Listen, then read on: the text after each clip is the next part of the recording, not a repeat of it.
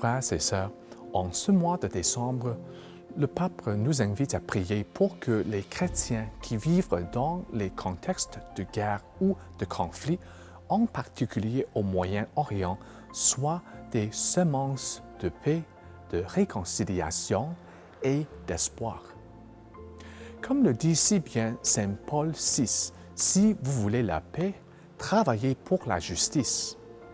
Pour ce faire, nous devons aller au-delà de la simple analyse des guerres et des conflits comme des pièces sur l'échiquier géopolitique, car cela déshumanise les personnes qui y sont impliquées volontairement ou involontairement.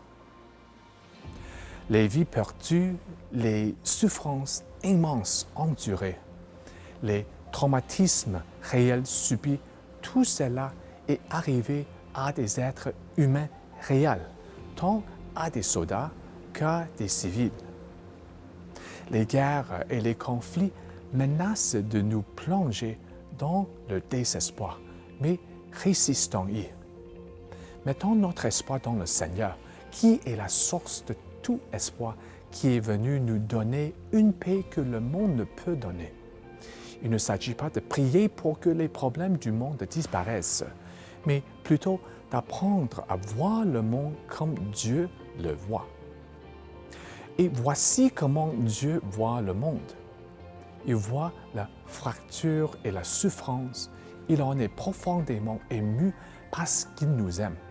Et il envoie son Fils parmi nous pour nous donner l'espoir.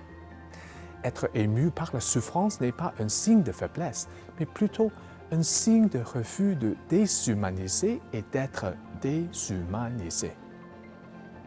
Luttons activement contre le sentiment de désespoir et accrochons-nous à l'espoir qui est Dieu. Prions et luttons pour une paix qui, comme le décrit le pape Léon XIV, est désarmée et désarmante. Que Dieu vous bénisse aujourd'hui.